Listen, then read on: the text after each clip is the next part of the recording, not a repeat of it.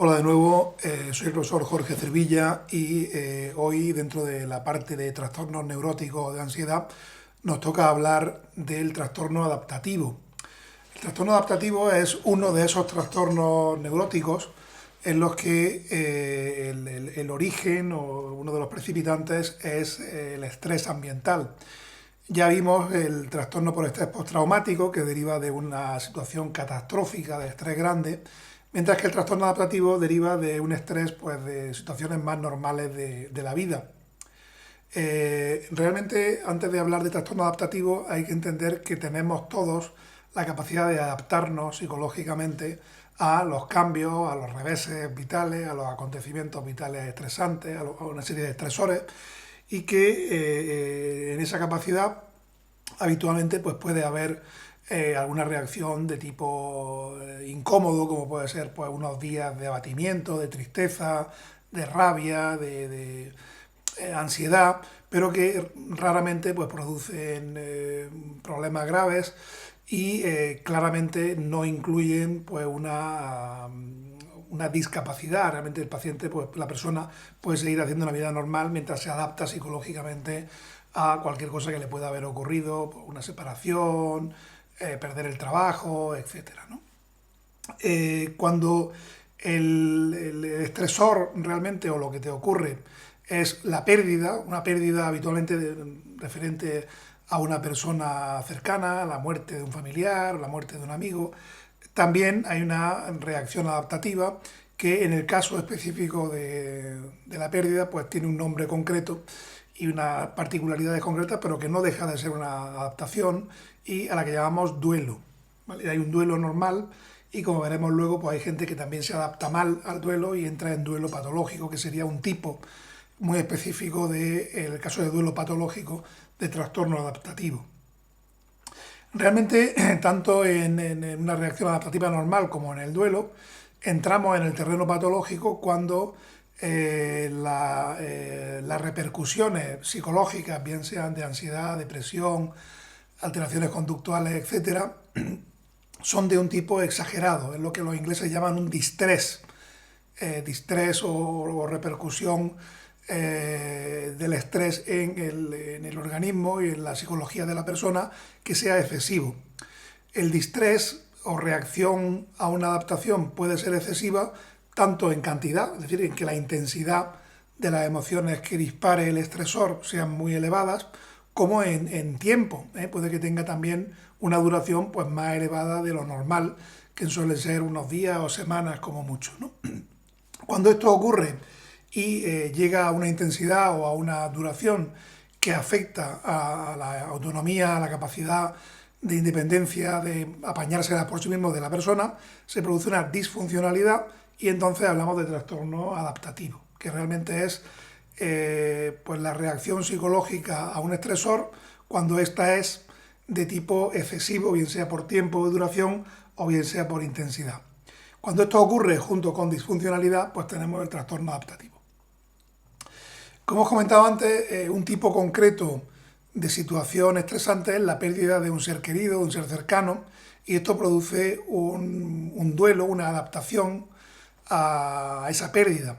El duelo no es una enfermedad, es una reacción normal y de hecho se llama duelo normal y hay estudios que hablan de que tiene una serie de fases para, digamos, resolver el duelo, aceptar la muerte de la persona y poder seguir viviendo pues, con esa aceptación, aunque de vez en cuando tengamos recuerdos, evidentemente, pues se pasan por una serie de fases. La primera fase tras la muerte de alguien, la primera fase del duelo, es una fase de negación, de shock, de no creértelo, de estar en estado de incredulidad, que puede durar, habitualmente dura poco tiempo, dura unas horas, típicamente puede durar un poco más.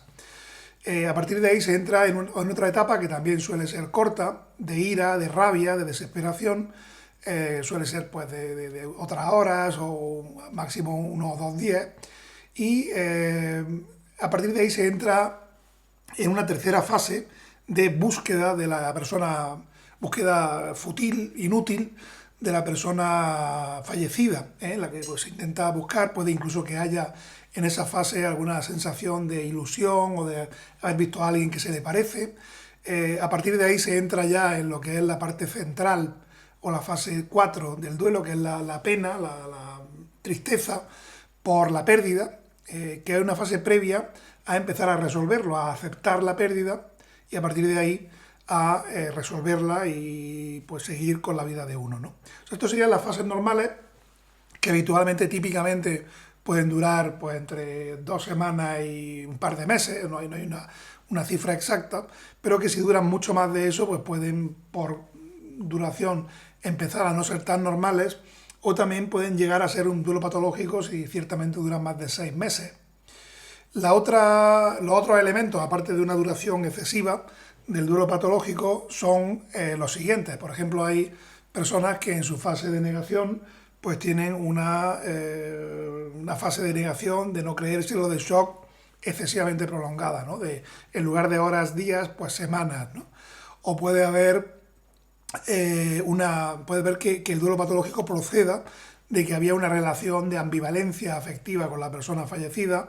y también pues esa ambivalencia se traslade a cómo se siente uno, ¿no? Se siente ambivalente tras la pérdida, ¿no? Esto también sería un elemento de duelo patológico. Los duelos patológicos son más típicos también en personas que tenían una relación también, aparte de ambivalente, que es una opción, pues de dependencia con la persona fallecida. También es más frecuente si la pérdida es muy abrupta, muy inesperada, es más difícil superarlo, puede que la fase de negación y la fase de ira y búsqueda sean más largas. En todo caso, pues siempre que se retrase las fases, digamos, resolutivas, que son la fase de pena del duelo, la fase de depresiva y la fase de aceptación y resolución, cuando eso tarde mucho en aparecer, pues más tarde en resolverse el duelo y más largo es, por tanto, que como decíamos, pues si es más de 6 meses habitualmente ya no es normal y se considera patológico. No deja de ser un duelo patológico una manera muy concreta, muy específica de trastorno adaptativo y puede tener pues las mismas implicaciones o parecidas que un trastorno adaptativo, como ya veíamos, ¿no? Hemos visto antes que la adaptación puede ser normal ante una serie de estresores, como puede ser un divorcio, la ruina económica, perder el trabajo, tener un fracaso en la vida, reacción a una enfermedad que te venga, o incluso pues, cambio de rol o cambio de estatus, ¿no? Que te echen de una posición que tenías o que entres que te mudes, que tengas algún tipo de cambio importante. Todo eso son estresores habituales, hay gente que se los traga muy fácilmente y que no le suponen un problema adaptarse al cambio y gente pues que le cuesta un poco más, pero en general suelen en todo el mundo producir algún tipo de distrés, algún tipo de alteración emocional, que es normal y que tiene una serie de elementos, como por ejemplo pues, elementos ansiosos, elementos depresivos, la mezcla de ambos, o elementos de tipo conductual o de irritabilidad. E incluso algunas veces puede haber una mezcla de todos esos elementos, como ocurre en una reacción mixta. Esto suele durar típicamente pues, unos días, máximo un par de semanas, 3 semanas, y no en su parte normal, que es de la que estamos hablando, no repercute en la capacidad funcional de la persona. Cuando dura mucho, es muy intenso y repercute en la capacidad funcional, pues hablamos de distrés, en este caso excesivo, bien sea por duración o por intensidad, y con afectación de la funcionalidad normal, y hablamos de trastorno adaptativo. Y el trastorno adaptativo tiene una serie de formas clínicas, esto ya sería pues, un trastorno, sería patológico, no sería normal, que son las mismas formas clínicas que se manifiestan de manera normal en una adaptación normal. De la manera que hay trastorno adaptativo ansioso, trastorno adaptativo depresivo, trastorno adaptativo mixto, ansioso-depresivo, e incluso trastorno adaptativo de tipo conductual, cuando la irritabilidad es lo que predomina y los cambios conductuales, o trastorno mixto de las emociones ansioso-depresivas y de lo conductual. O sea que realmente toma formas exageradas y disfuncionales de lo que normalmente ocurre en una adaptación normal a un estresor. Claro, es difícil a veces poner el dintel de cuando consideramos que una reacción adaptativa no es normal y es patológica y por tanto es un trastorno adaptativo. Lo más importante es el hecho de si repercute o no en la funcionalidad de la persona. Pero en todo caso, como hemos dicho, pues una vez que hay mucha intensidad, mucha duración y repercusión en la funcionalidad, pues se llama trastorno adaptativo, que típicamente se considera cuando está vinculado. El trastorno adaptativo se llama así y no se llama ansiedad o depresión, cuando está muy claro que está detonado, vinculado a un estresor y que por tanto ocurre en menos de 3 meses después del estresor. Si no, pues hablaríamos de sintomatología pues bien ansiosa, depresiva directamente, sin llamarse de tipo adaptativo. Esto en terminología más antigua es lo que se llamaban reacciones adaptativas. Por ejemplo, pues antes se hablaba de depresión reactiva y ahora ese concepto ha quedado obsoleto y se llama trastorno adaptativo de tipo depresivo, siempre que, como digo, esté asociado a una ocurrencia pues, reciente posteriormente al estresor, ¿no? Al acontecimiento vital estresante. En todo caso, siempre consiste en hay un detonante, en poco tiempo aparecen estos síntomas, tienen forma ansioso-depresiva o conductual o una mezcla de ellos, hay disfuncionalidad y habitualmente duran no más de 6 meses. Si duran más de 6 meses, pues ya no se considera trastorno adaptativo, sino que se consideraría pues, otro tipo de cuadro, por ejemplo, depresión o un trastorno de ansiedad, etc. Son los límites de la terminología de este trastorno. El tratamiento del trastorno adaptativo básicamente es psicoterapia de apoyo, counseling, también se pueden utilizar psicoterapias más intensas como la de tipo cognitivo-conductual, la psicoterapia interpersonal y se puede incluso hacer prevención. Si por ejemplo la adaptación patológica ocurre pues, por la enfermedad de uno mismo o porque se prevé que va a morir un familiar, pues se puede ir trabajando a priori el impacto que eso pueda tener e irse como acostumbrando a la idea a priori con ayuda psicológica. En caso de hacer falta psicofarmacología, tratamiento farmacológico, pues usamos como en todos los trastornos de ansiedad ISRS, que son de elección. Puntualmente se pueden utilizar benzodiazepinas y en algunos casos, si el ISRS no es tolerable, se pueden utilizar tetracíclicos. En cuanto a los puntos clave del trastorno adaptativo, pues es normal reaccionar emocionalmente a un estresor o a una pérdida. Hay incluso pues, una serie de fases bien definidas cuando la pérdida produce un duelo, que es lo normal, que es acostumbrarse o adaptarse a la pérdida de una persona querida. El duelo ya no es normal cuando dura excesivamente o mucho más importante cuando tiene elementos de ambivalencia o elementos de dependencia o